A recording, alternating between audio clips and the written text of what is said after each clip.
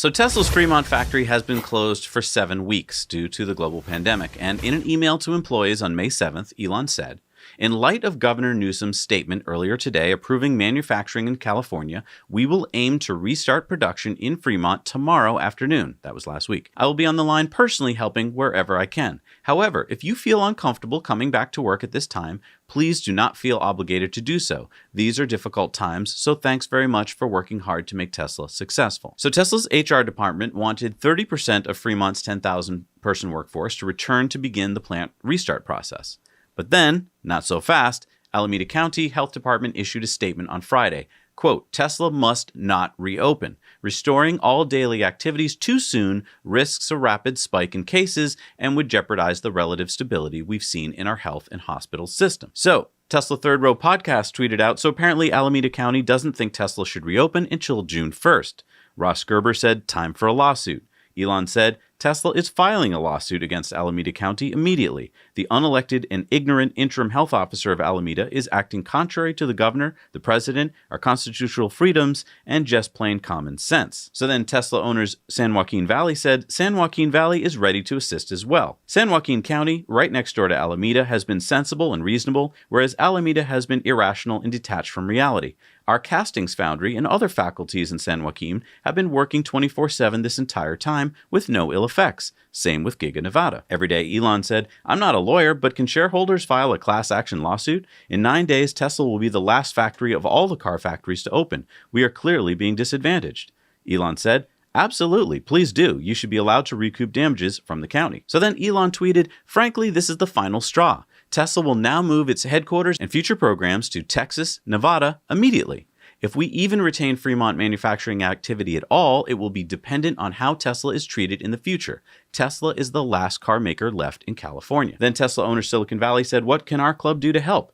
Elon said, "Please voice your disagreement as strongly as possible with Alameda County." Then shortly after that, the mayor of Fremont wrote a letter saying that she supported Tesla reopening. And so now Tesla has posted a blog post with a PR push saying Tesla is the last major car maker remaining in California and the largest manufacturing employer in the state, with more than 10,000 employees at our Fremont factory and 20,000 statewide. We understand the impacts COVID has caused and have a responsibility to look out for the livelihoods and safety of our personnel, many of whom rely on us and have been out of work for weeks due to the impacts of shelter-in-place orders. And then Tesla releases their return to work playbook. What is that? So this is a very comprehensive 38-page document detailing just about every aspect of life at Tesla and how it will be changed due to the global pandemic. Okay, but can you give me some idea of what's in there? I'm not going to read all 38 pages. So one of the reasons a lot of people point to that Tesla shouldn't be going back to work is meatpacking plants across the country where cases have skyrocketed. Now, it's important to realize that it's not just a coincidence that all the meatpacking plants in the country are some of the worst affected places due to the global pandemic. Why is that? It has a lot to do with the way they work.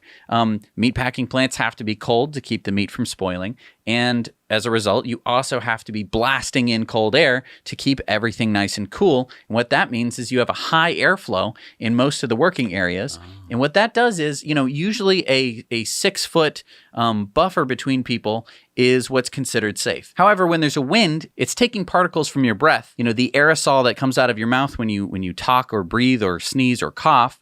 And it whips it away, and it could be blowing it directly into someone else's face who might even be more than 6 feet away from you. And the cold temperatures mean that the virus can survive longer in those particular places. And now Tesla actually addresses a lot of these points in their return to work playbook. So they have a whole section on HVAC. I'm just going to be pulling out 2 small points here.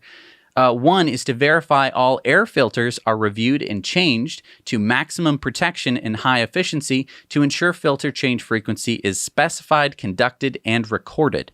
So replacing air filters to make sure that the cleanest air is being recirculated into the building. They're also going to be increasing the amount of fresh air from outside that they're pumping into the building. Nice. So you have less recirculation. And they're going to be verifying that fans are working and that airflow is not pointed directly at people's faces. Yeah, and they're going to be providing PPE, including masks and gloves. And Tesla is implementing temperature screenings. So they'll be making sure that all workers coming to work are not sick. And they'll be installing barriers in lunch areas, just like they do in Shanghai, as well as reducing occupancy. They've implemented a standardized response protocol to follow if employees are not feeling well, have been confirmed, or have been exposed to someone with the virus. And that includes exposure tracing. So they would be able to identify people who might be at a higher risk due to a person who is confirmed with the virus. And pretty much all of this stuff is coming directly from the CDC and the World Health Organization. So nothing is too crazy, but they've followed just about every single guideline there is under the sun. And that's exactly what they've been doing over in China, is basically all of these things that they've been doing at the Shanghai Gigafactory for quite a while now. And as Elon mentioned on Rogan, they've had no problems at Shanghai. Right. So on Saturday, Tesla filed their lawsuit against Alameda County, and I'm no lawyer, but I read the lawsuit, and every single one of the 60 points that the lawsuit raises made sense to me. And to top it all off, Tesla is just asking for the ability to reopen and to void the third county order along with reasonable court costs. They are not asking for damages. So whether or not you believe that Tesla's doing the right thing or not by opening, so what the lawsuit is basically saying is that according to the governor's office, and according to the county has also agreed that essential businesses are allowed to open. And initially, it looks like if you read the FAQs that Tesla would be included in that. And that is why I think Elon thought, okay, we're good to reopen. Because it was, auto suppliers. Auto suppliers, energy, solar, like Right. all the stuff that Fremont does. Right. And so whether or not you agree, that is basically the crux of the lawsuit. I mean, there have been lots of other companies that have been opening that are not very different from Tesla, and Tesla is going to be implementing a very safe standard. Again, this is not something that I think my opinions should weigh on very heavily. I'm not a healthcare professional, nor am I a lawyer. We're just here to report the news. If you want our opinions, you can head over to Patreon and actually hear them out. But look, we didn't sign up for this. We didn't start a YouTube channel to be reporting on a global pandemic. No. We're here to be reporting on climate change and the disaster of what is slowly unfolding in front of us. And unfortunately, this is a major piece of news that is affecting every single thing that is happening in the news this week, along with many of the other weeks. And so we're forced to talk about it. We can't just ignore it. Hey, it's really important to keep up on this kind of stuff. So make sure you share this video with your friends and family so they can stay as informed as you are. To do that, just click on the share button below, copy the link, and paste it into an email or social media post. See? Easy peasy. Now you know.